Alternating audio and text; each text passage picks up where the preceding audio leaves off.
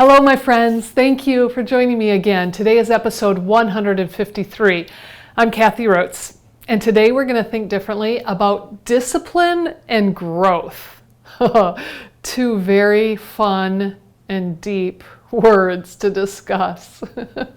Well, this episode is also our last Mastermind episode.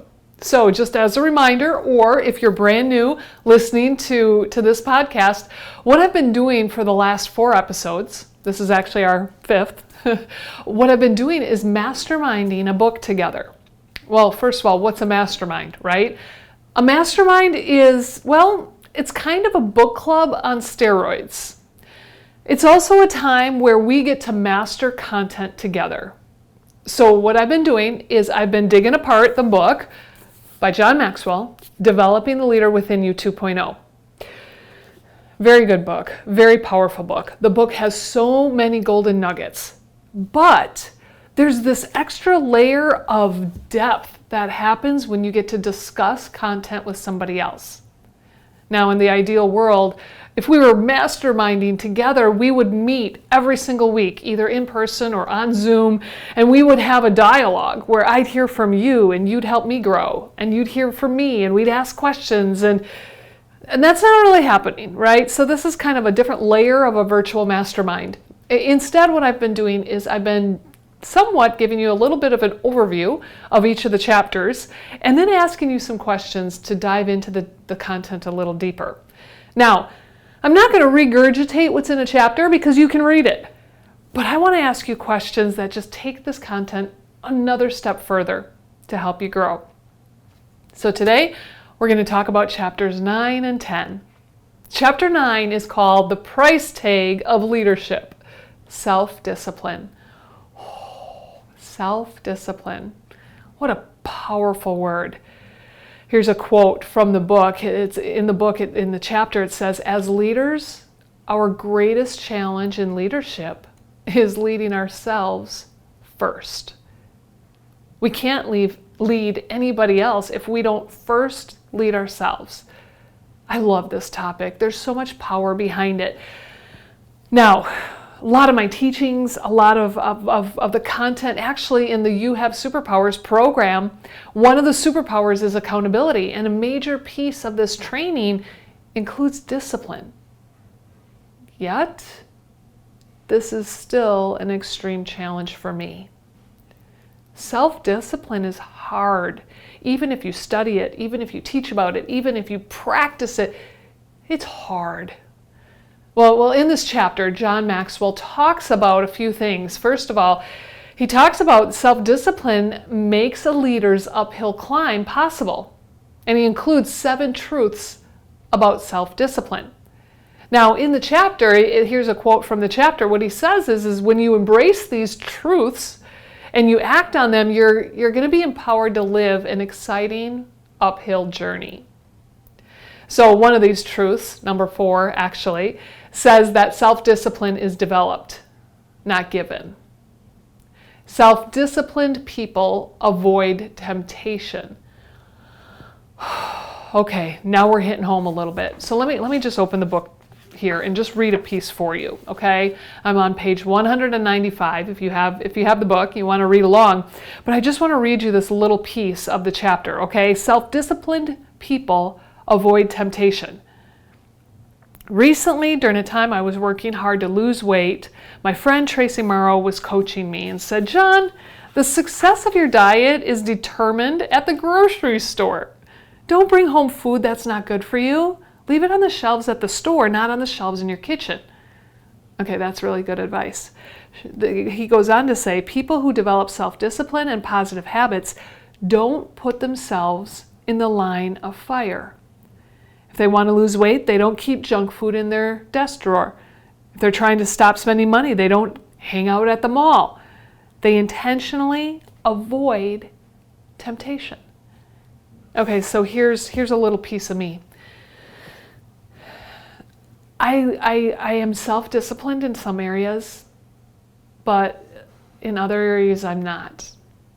And this other area is a lifelong habit that was created when I was young, and I embraced it when I was a little older. And what it is I'm trying to be more disciplined against my sugar intake, against particularly my ice cream temptation, against my snacking habits later at night when I shouldn't be eating anyway.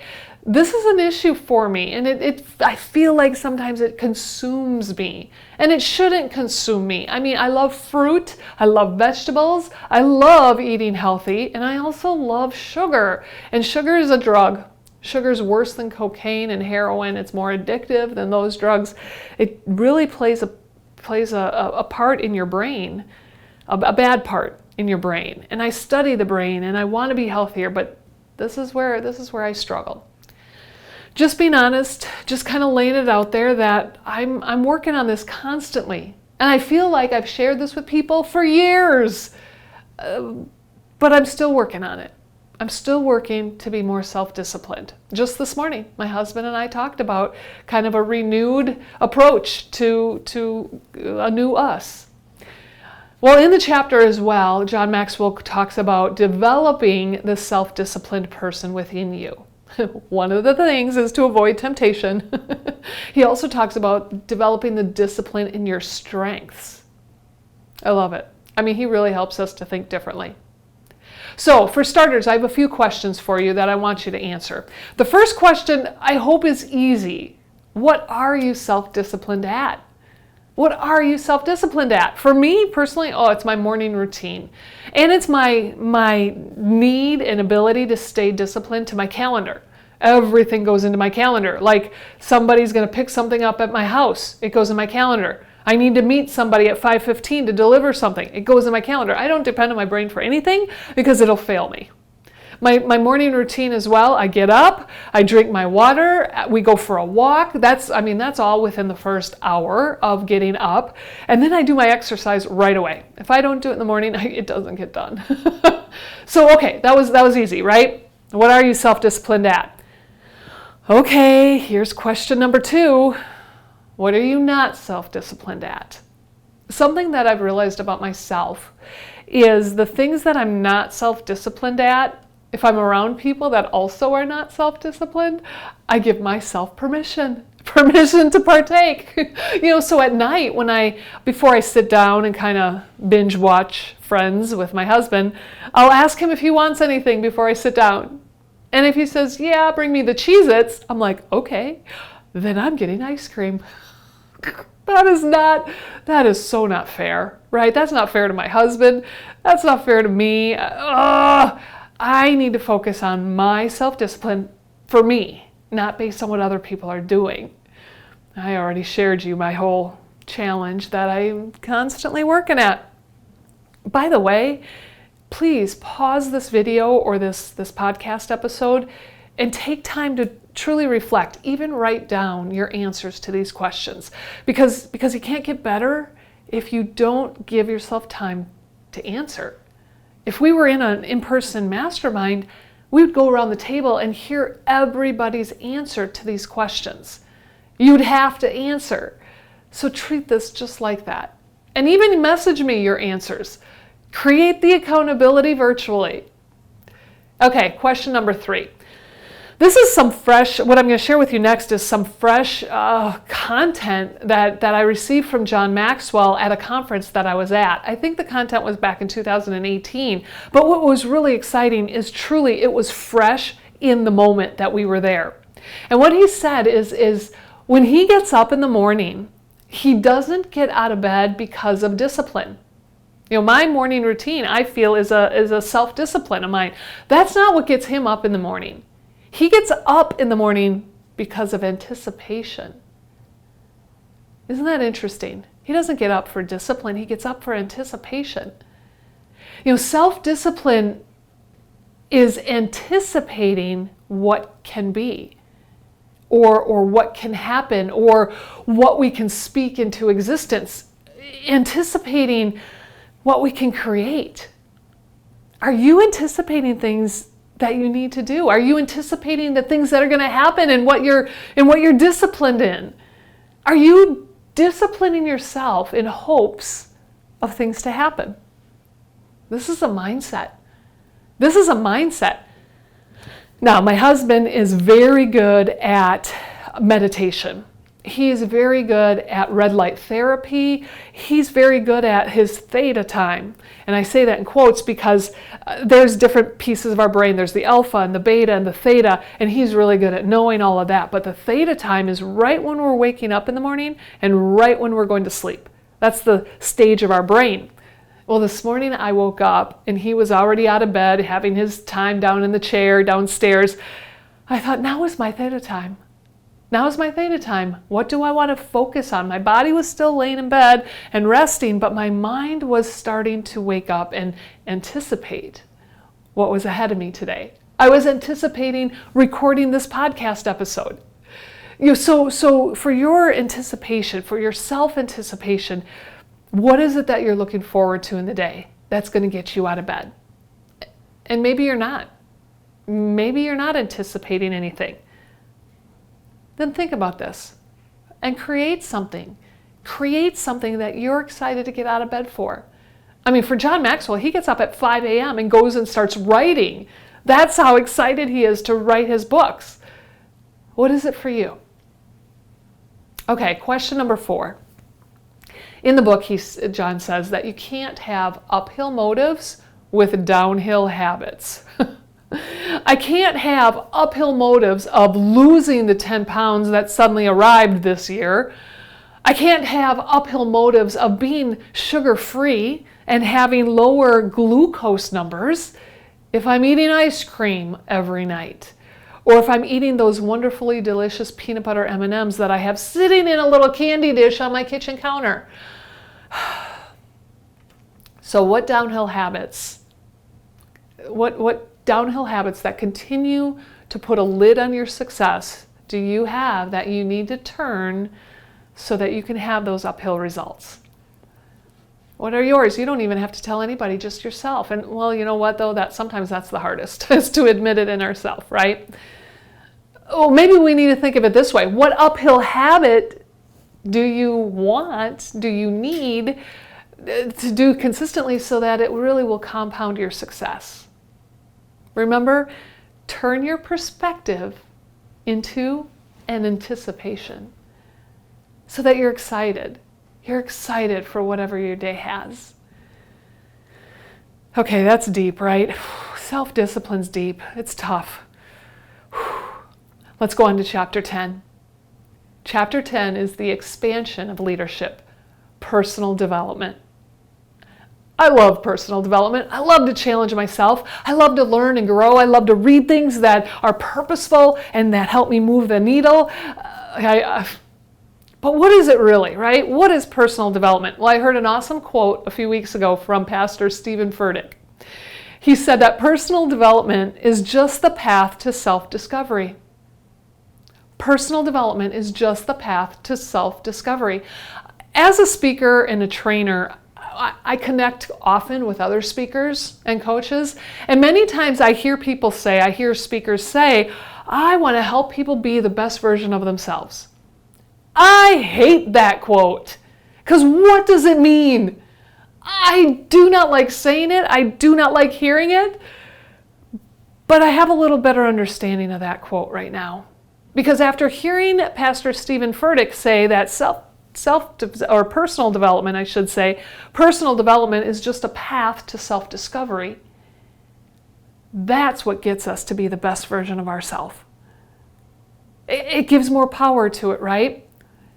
There's a universal law, it's a scientific law, the law of polarity, that says that everything is dual, okay? Everything has poles, North Pole, South Pole. In other words, everything has a pair of opposites. And the opposites are identical in nature, but they're different in degree. Okay, there's two sides to everything. There's two sides to every story, right? If there's an up, there's a down. Left, right, black, white, growth, death. Did you catch that? If you're not growing, then you're dying. Wow, personal development. Well, that's how you grow. If you're not considering who you want to be, then you're not growing and you're dying. After high school or college, your formal education is done. But your life lessons are just beginning. Now is the time for your best growth in life. I remember telling that to my kids when they graduated high school. I'm like, oh, your growth is just beginning right now. Your learning is just beginning. You're going to learn things in life that they don't even compare to the education that you received. So what are you choosing to grow at? Well, in this chapter, John Maxwell talks about, he starts off with 5 reasons why development and expansion and the future of your leadership depends on your dedication to personal growth. One of those examples and one of those reasons that he gives is that growth is the only guarantee that tomorrow will get better. Growth is the only guarantee that tomorrow will get better. He shares 5 ways to be intentionally growing and not acting old. I found this funny, right? Because here it is in the middle of a personal development chapter that he's suddenly talking about 5 ways to be intentional and not grow old. So if you're following along, I'm on page 207. 5 ways to intentionally not act old is exactly what he says. First of all, ask questions. Ask questions. Be curious. Be inquisitive. Second of all, keep the bar of excellence high. Okay? Raise that bar for yourself. Number 3, be people-centric. Focus on others. Okay? Number 4, be posture conscious. This one kind of made me giggle because exactly this is what he says. Old people slouch. You look younger when you stand tall. Work on your posture. This is huge for me because I'm 5'12". So I'm always standing far above most people in the world. And it's easy to slouch because you just want to look eye to eye with people, right? Now, come on, put the shoulders back, suck the belly in, be proud of that posture. Okay, and number 5 way to intentionally not look old is remain today focused. Don't talk about yesterday. Don't talk about 10 years ago. Don't talk about what it used to be. Remain today focused. He also talks in this chapter about how to develop the learner within you. You need to adopt a learner's mindset, and you also need to develop a strategic growth strategy. And this is where the fun really begins. Okay, if you were on last week's episode, the second word that we talked about was vision, and I shared a vision board that I had created. Well, today I'm going to share some of my personal growth plans. But my first question that I have for you is, what is your plan to grow?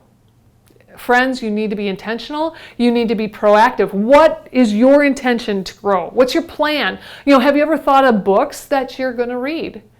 Not a list of books that you did read, but what books do you want to read? Do you have a list? Or conferences you want to attend, or virtual experiences you want to participate in, or people you want to speak into your life? Meaning people that you want to meet and have conversations with. I mean, John Maxwell has been a lifelong leader and mentor to me from afar. He was the first development book that I ever picked up at the age of 27. First book I ever read in its entirety in a week. 1 week I read Thinking for a Change. John Maxwell is so critically important in my growth. He's always had a special place in my heart. But I didn't meet him until 2017. I didn't get to stand next to him and have a picture with him. I didn't get to share my story with him until 6 years ago. Who are the people for you that you want to speak into your life? Maybe you start by letting them lead you and mentor you from afar. Choose a theme on why you want to grow, a focused plan to grow. And also forecast what you want your life to be like, what you want your life to be about. Create a life plan for yourself. Now, you might call it a life plan, a personal growth plan, a personal development plan, whatever you want to call it. Here's mine. If you're watching on the video, I printed it. I really don't print it. I usually create it in OneNote in January of every year, and then I edit it all year long. Actually, today is the last day of July, so this is the day that I go in and I review my personal growth plan. I try to do it every month, and then I add things, how it's working for me this month or things that I've done. So So I want you to create your own personal growth plan, and I'm going to share with you some things I have in my plan, kind of capture this as categories to your plan. And then dive in and get your pen and your notebook or your computer out and brain dump who you want to be this year. What's your plan for growth? I've been doing this for years. I have pages upon pages of my growth plan. Every year I create a new one. Because you know what? I can't do what I did last year. I already did that. Or I already grew. So now it's time for me to step up. Okay, so what do I have? Well, the first thing I have in my growth plan is my word of the year. If you don't know what that is, I have plenty of episodes about that. My word this year is the word value.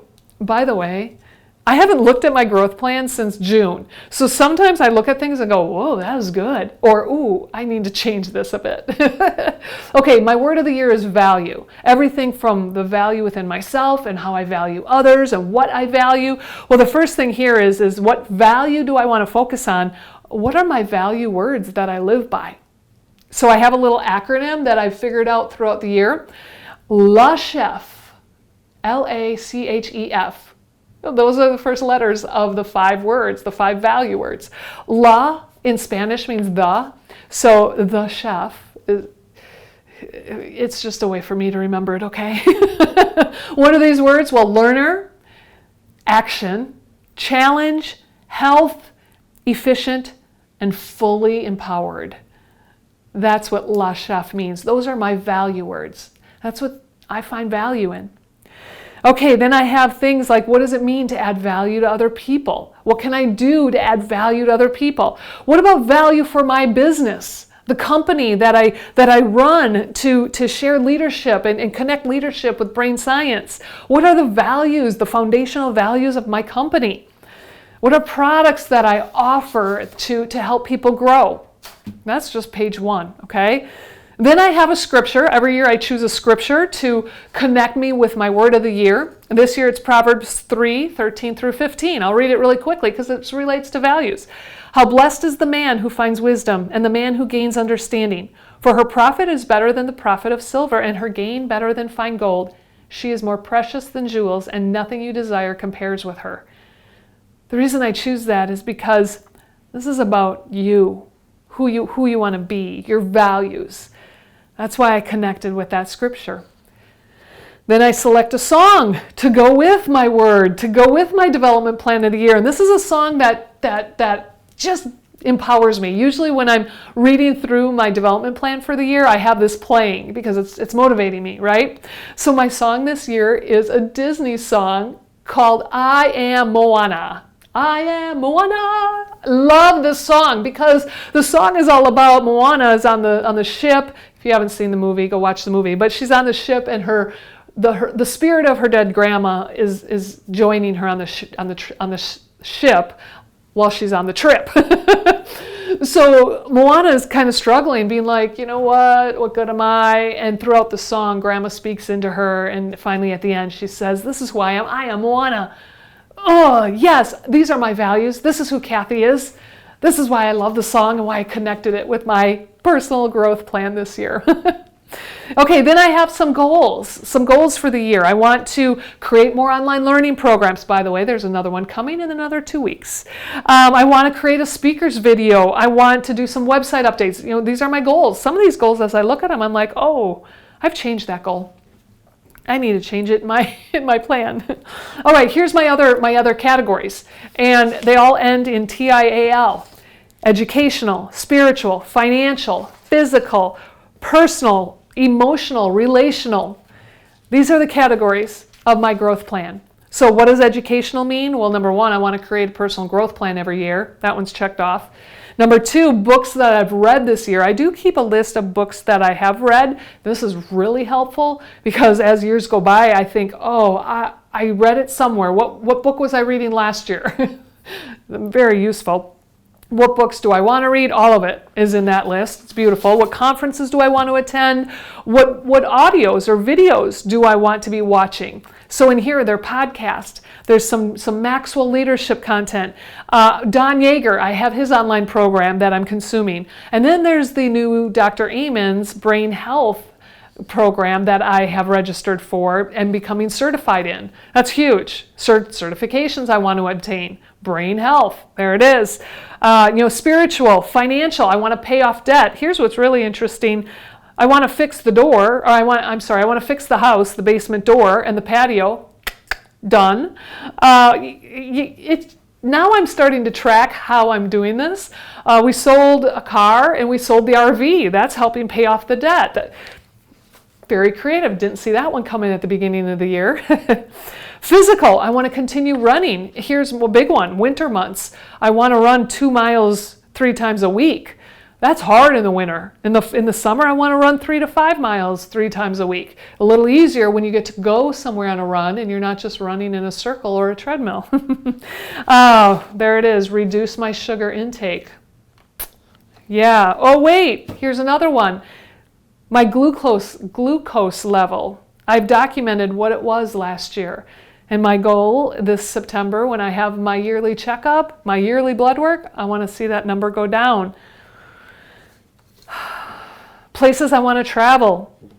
Emotional. Here's an interesting one. What do I need to grow in to achieve these goals this year?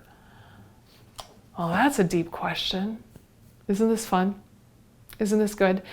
I hope by going through my personal growth plan that I'm giving you some ideas of what you can be putting into your plan.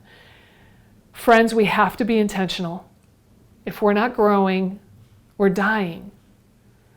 Physically, literally, if we're not growing, we're dying.